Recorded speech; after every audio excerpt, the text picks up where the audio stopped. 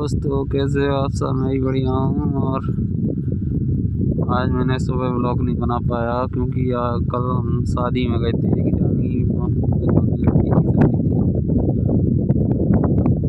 इसलिए व्लॉग नहीं बना पाए वहाँ पर। लेकिन हम एक दो वीडियो है ना वो डाल देंगे, आपको पता चल जाएगा। और सारी रात सो नहीं पाए इसलिए नींद आ रही है बहुत भयंकर। और अभी भैंसें भी चरा रहे हैं इधर, क्योंकि हम तो अभी इधर 3 बजे उठे हुए हैं। बहुत नींद आ रही है दोस्तों। लेकिन अभी अभी आया घर से, पापा ने भैंसें